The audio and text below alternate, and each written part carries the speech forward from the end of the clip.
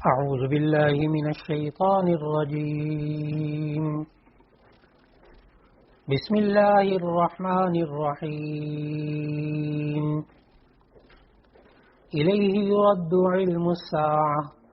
وما تخرج من ثمرات من أكمامها وما تحمل من أنثى ولا تضع إلا بعلمه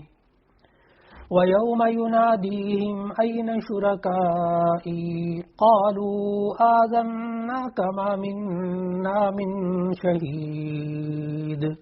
صدق الله العظيم۔ قرآن مجید کے مضامین کے خلاصے کے سلسلے میں آج ہم مطالعہ کر رہے ہیں 25ویں پارے کا۔ 25ویں پارے کے شروع میں سورہ حامیم السجدہ کا باقی حصہ آ رہا ہے۔ 25ویں پارے کے آغاز میں اللہ تعالیٰ نے بتایا کہ قیامت کے واقع ہونے کی تاریخ کا علم صرف اللہ ہی کو ہے۔ لوگ خرید و فروخت میں، کاروبار میں، اپنی زندگی کی کاموں میں یہ مصروف ہوں گے کہ اچانک قیامت قائم ہو جائے گی۔ اس دن اللہ مشرکوں سے سوال کرے گا کہ کہاں گئے وہ تمہارے شریک جن کی تم عبادت کیا کرتے تھے؟ وہ انتہائی ندامت کے ساتھ جواب دیں گے کہ واقعی آج ہمارے درمیان کوئی بھی ایسا فرد نہیں ہے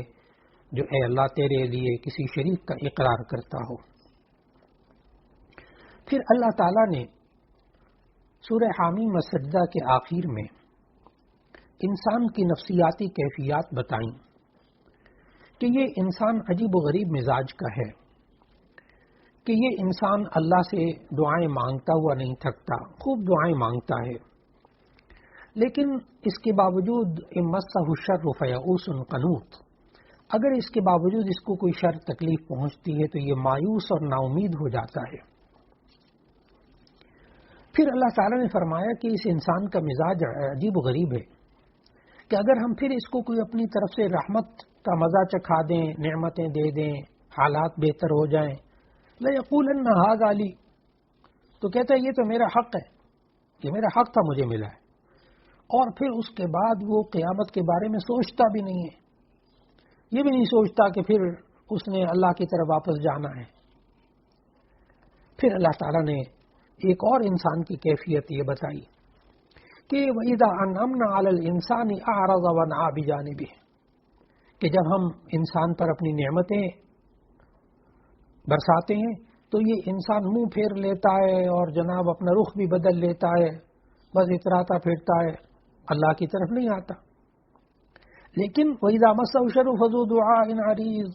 اور جب اس کو پھر تکلیف پہنچتی ہے نعمتوں کے بعد یا اللہ نعمتیں چھین لیتا ہے تو پھر لمبی چوڑی دعائیں کرنے لگتا ہے۔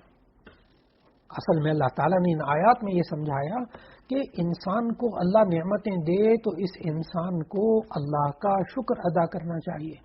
اور اگر انسان پر حالات اگر برے آ جائیں، تکلیف آ جائے، نقصان ہو جائے تو اس انسان کو صبر کرنا چاہیے۔ دونوں صورتوں میں پھر انسان رجوع الی اللہ کرنے والا ہوگا، شکر کی حالت میں بھی اور صبر کی حالت میں بھی۔ پھر اس صورت کے آخر میں اللہ تعالیٰ نے انسان کو بتایا کہ سنریہم آیاتنا فی الآفاق وفی انفسہم، ہم عن قریب اپنی نشانیاں دکھائیں گے کائنات کے اندر انسان کو۔ یہ اللہ تعالیٰ نے ایسا ارشاد فرمایا کہ جب ہم اس کائنات کے اندر غور کرتے ہیں تو ایسی صورت میں واقعی اللہ تعالیٰ قرآن مجید کے نازل ہونے سے لے کر اب تک اور آئندہ قیامت تک نئے نئے کائنات کے جو راز ہیں وہ انسان کے سامنے کھلتے چلے جا رہے ہیں۔ انسان نے کب سوچا تھا کہ یہ چاند تک پہنچ جائے گا اور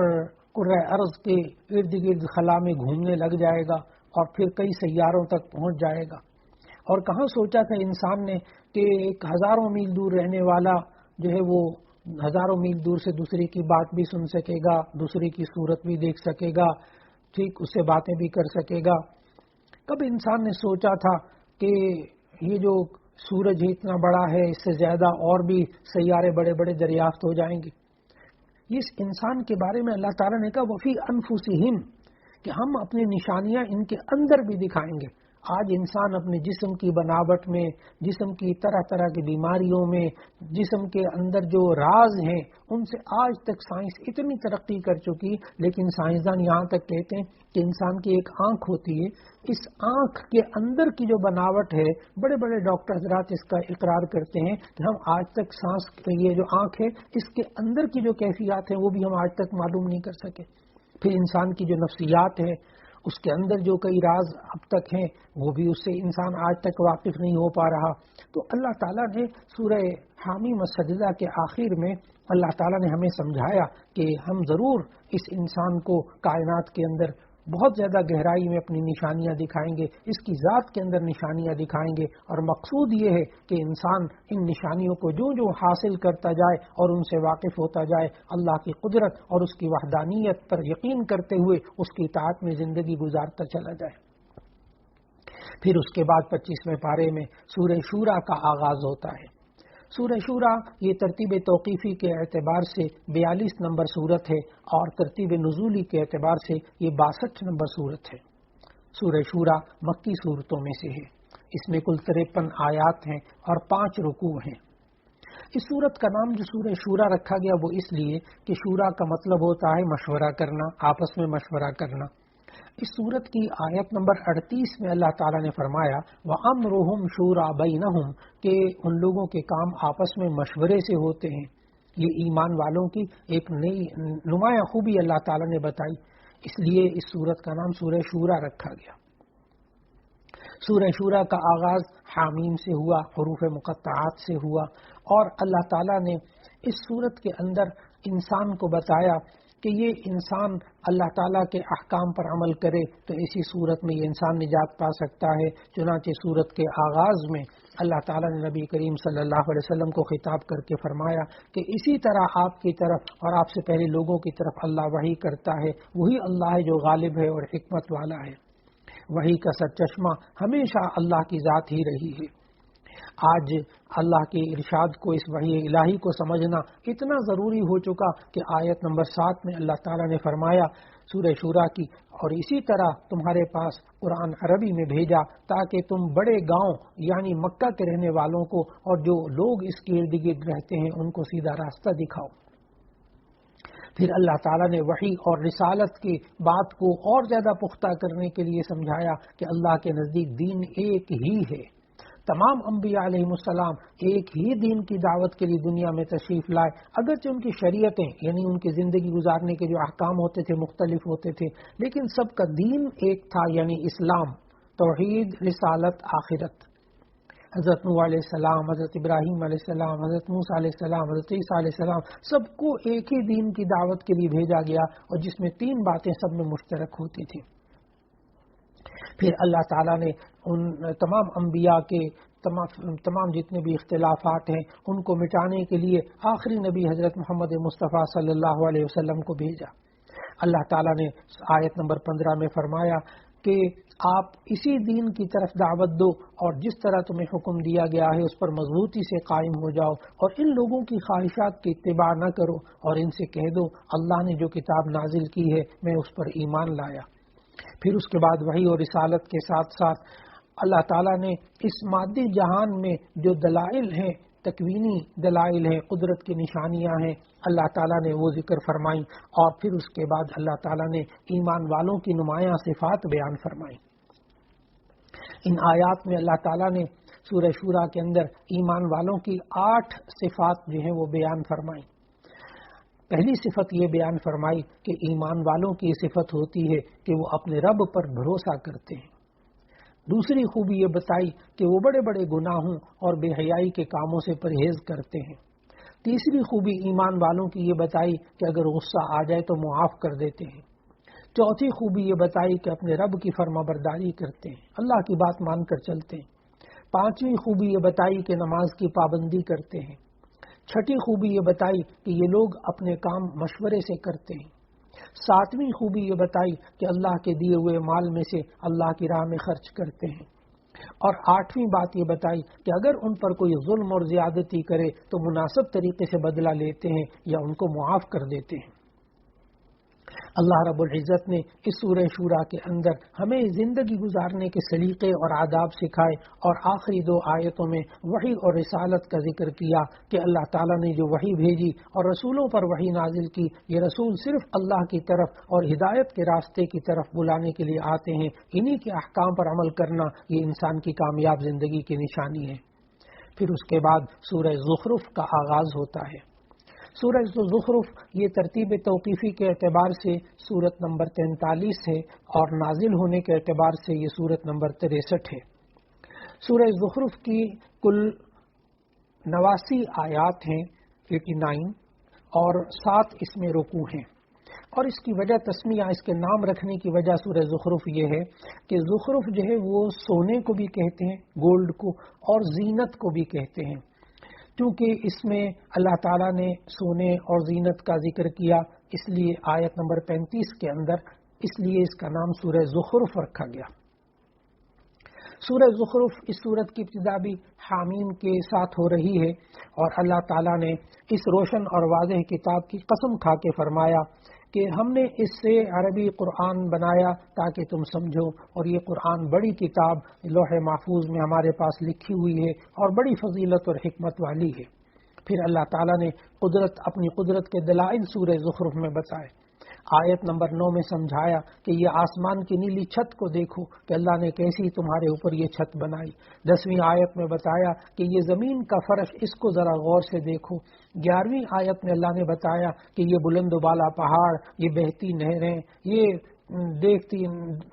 حتی حد نظر یہ پھیلے ہوئے سمندر، اور یہ آسمان سے قطرہ قطرہ برسنے والی بارشیں۔ پھر آیت نمبر 12 میں بتایا کہ دیکھو یہ پانی کے اوپر چلنے والی کشتیاں اور یہ جہاز۔ پھر آیت نمبر 12 میں یہ بھی بتایا کہ یہ ہر قسم کے چوپائے اور جو کھانے کے گوشت کے بھی کام آتے ہیں۔ اور 13ویں آیت میں بتایا کہ یہی جانور تو ہیں جو اللہ نے نقل و حمل کے بہترین ذرائع بنائے ہیں۔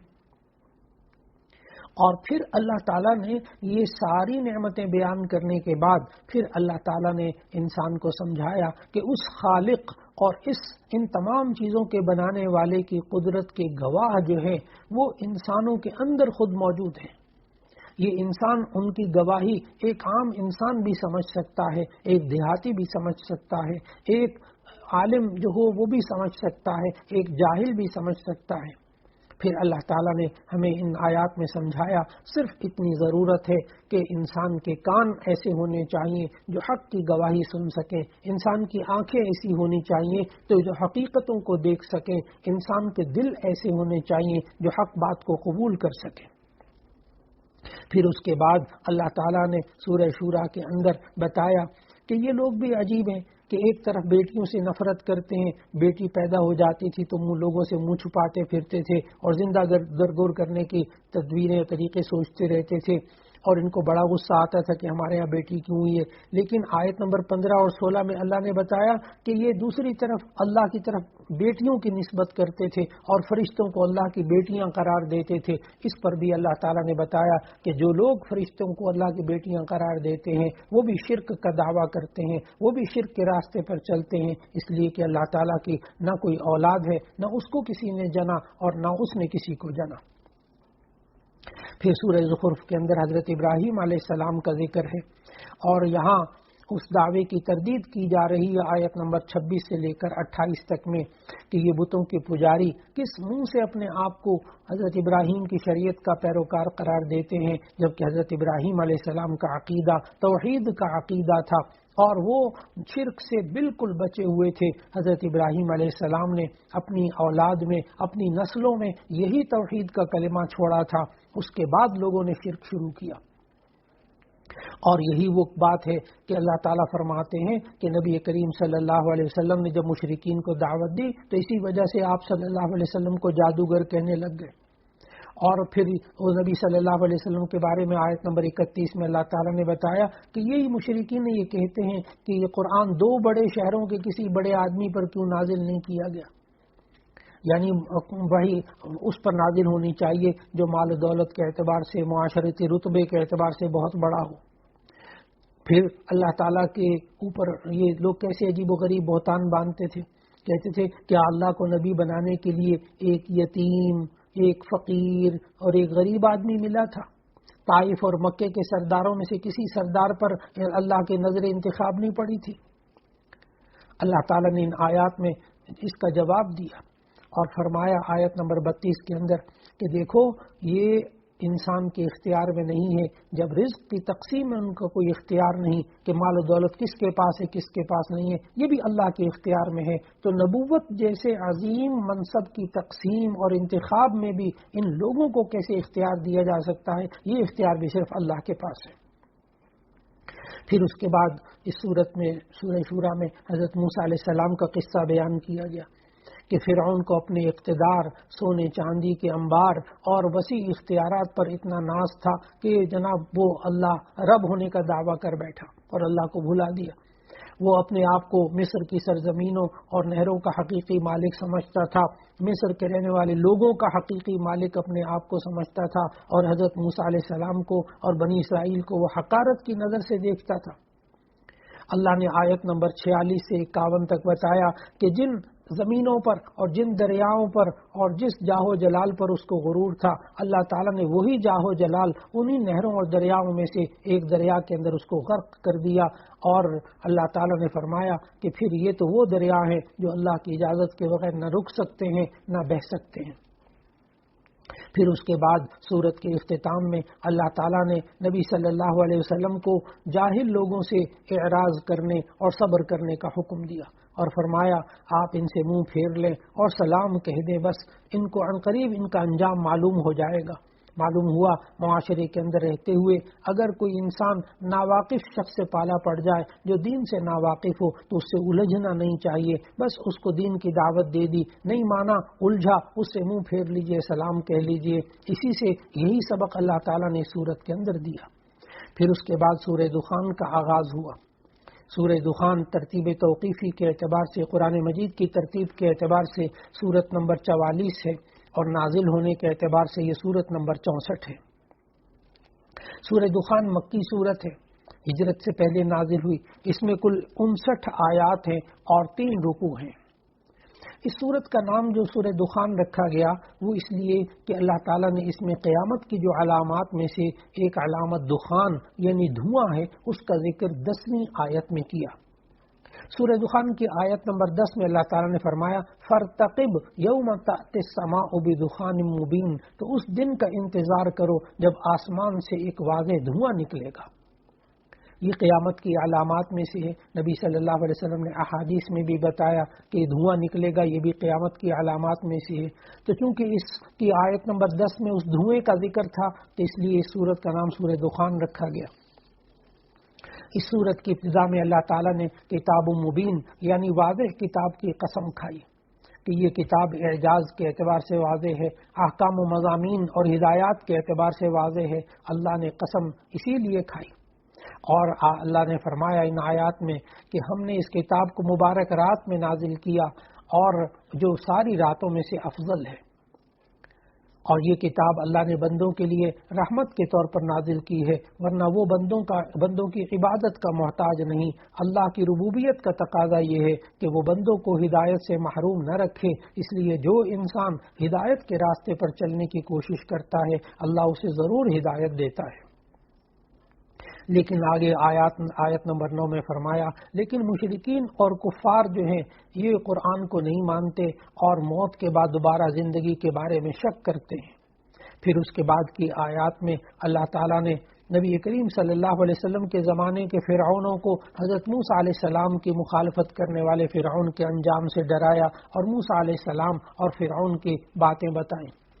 اور بتایا اللہ تعالیٰ نے کہ اس فرعون کی ملکیت میں سونے کے انبار تھے۔ آیت نمبر 25 سے آیت نمبر 27 تک اللہ تعالیٰ سمجھا رہا ہے کہ وہ فرعون جس کے پاس باغات کی بہتات تھی، اس کے پاس 20 محلات تھے، اس کی زمینیں سونا اگلتی تھیں، ہزاروں خادم اور باندیاں تھیں، اور جناب جادوگروں کی ایک بڑی فوج تھی، اور ویسے بھی فوج اس کے پاس بہت بڑی تھی، اور مصر میں جو کچھ تھا اس کو اپنا مالک سمجھتا تھا۔ لیکن اللہ نے فرمایا کہ وہ اللہ ہے جو ہر جاندار اور بے جان چیز کا اپنے آپ کو مالک سمجھتا ہے، لیکن جانتا ہے اور حقیقت میں بھی وہی ہے۔ پھر اس کے بعد اللہ تعالیٰ نے فرمایا کہ آیت نمبر 24 کے اندر لیکن جب وقت آیا اور وہ فرعون بحیرہ قلزم کی موجوں میں غرق ہونے لگا تو اس وقت وہ کہتا تھا میں ایمان لایا، میں ایمان لایا، لیکن یہ چیخ و پکار اس کی کام نہ آئی۔ پھر اللہ تعالیٰ نے آیت نمبر 28 سے آیت نمبر 30 سے فرمایا کہ جو کچھ اس نے پھر پیچھے چھوڑا فرعون نے، اس سب کا وارث اور مالک اللہ نے بنی اسرائیل کو بنا دیا۔ اور پھر اس کے بعد سورت کے اختتام میں اللہ تعالیٰ نے ہولناک عذابوں کا ذکر کیا کہ جو لوگ اللہ کے باتوں کو نہیں مانتے تو ایسی صورت میں ان کو ہولناک عذابوں کا سامنا کرنا پڑے گا۔ اور پھر اس کے بعد اللہ تعالیٰ نے فرمایا کہ ان نے ایسی نعمتوں کا ذکر کیا جو انسان سوچ بھی نہیں سکتا، اللہ تعالیٰ کے نیک بندوں کو ان نعمتوں سے نوازا جائے گا۔ پھر اس کے بعد سورۃ الجاثیہ کا آغاز ہوتا ہے۔ سورۃ الجاثیہ یہ ترتیب توقیفی کے اعتبار سے یہ 45ویں سورت ہے اور نزولی ترتیب کے اعتبار سے یہ سورت نمبر 65 ہے۔ سورہ جاثیہ یہ مکی سورت ہے، ہجرت سے پہلے نازل ہوئی۔ اس میں 37 آیات ہیں اور 4 رکوع ہیں۔ اس سورت کا نام سورہ جاثیہ اس لیے رکھا گیا کہ اللہ تعالیٰ نے اس کا تذکرہ آیت نمبر 28 میں فرمایا وَتَرَى كُلَّ أُمَّةٍ جَاثِيَةٍ، اور تم ہر ایک فرقے کو دیکھو گے کہ گھٹنے کے بل بیٹھا ہوگا۔ جاثیہ کا معنی ہے گھٹنوں کے بل بیٹھنا، کیونکہ قیامت کے دن لوگ خوف اور ہیبت کی وجہ سے اللہ کے حضور گھٹنوں کے بل بیٹھے ہوں گے، اور اس صورت میں ان کا خوفناک منظر اللہ تعالیٰ نے صورت میں بیان کیا، اس لیے اس صورت کا نام جاثیہ رکھا گیا۔ اس صورت کا آغاز بھی حامیم سے ہوا اور حروف مقطعات سے ہوا، اور اس صورت میں بھی اللہ تعالیٰ نے جب آغاز فرمایا تو نبی کریم صلی اللہ علیہ وسلم کے سب سے بڑے معجزے قرآن حکیم کا ذکر کیا، اور پھر اللہ تعالیٰ نے ہمیں سمجھایا کہ یہ جو جاثیہ کے اندر سورہ جاثیہ میں اللہ تعالیٰ نے ہمیں سمجھایا کہ نبی کریم صلی اللہ علیہ وسلم کے ذریعے اللہ تعالیٰ نے ہمیں بتایا کہ جتنی بھی اللہ تعالیٰ کی تکوینی نشانیاں ہیں ہر ایک اللہ کی عظمت اور جلال اور قدرت و وحدانیت کی زندہ گواہ ہے۔ پھر آیت نمبر 7 سے لے کر 9 تک اللہ تعالیٰ نے ان آیات میں ان مجرموں کے مکروہ چہروں کو سامنے لے کر آئے جو آیات الہیہ سننے کے باوجود انکار اور تکبر کا راستہ نہیں چھوڑتے اور یوں بن جاتے ہیں جیسے انہوں نے کچھ سنا ہی نہیں، اندھے اور بہرے بن جاتے ہیں، گونگے بن جاتے ہیں۔ پھر اللہ تعالیٰ نے اس صورت میں بنی اسرائیل کو جو نعمتیں دی ان کا بھی ذکر کیا۔ اللہ تعالیٰ نے فرمایا کہ اللہ تعالیٰ نے بنی اسرائیل کو کتاب بھی دی، حکمت بھی دی، بنی اسرائیل کے اندر نبوت بھی دی، پاکیزہ روزی بھی دی، اور دنیا والوں پر ان کو فضیلت اور عزت بھی دی۔ اتنی نعمتیں اللہ نے بنی اسرائیل کو دی۔ اللہ تعالیٰ نے آیت نمبر 16 سے 17 تک بتایا کہ پھر چاہیے تو یہ تھا کہ ان نعمتوں کے ملنے کے بعد وہ عز و انکساری کا راستہ اختیار کرتے، اطاعت کا راستہ اختیار کرتے، لیکن یہ بنی اسرائیل بتدریج سرکشی اور معصیت اور نافرمانی کے راستے پر اور سرکشی کے راستے پر نکل کھڑے ہوئے۔ پھر اس کے بعد کے آیات میں اللہ تعالیٰ نے نبی کریم صلی اللہ علیہ وسلم کو سمجھایا کہ اصل میں یہ لوگ اس لیے انکار کرتے ہیں کہ وہ دنیا ہی کی زندگی کو سب کچھ سمجھتے ہیں۔ اللہ تعالیٰ نے بار بار اس بات پر ایمان لانے کی تاکید کی کہ جس دن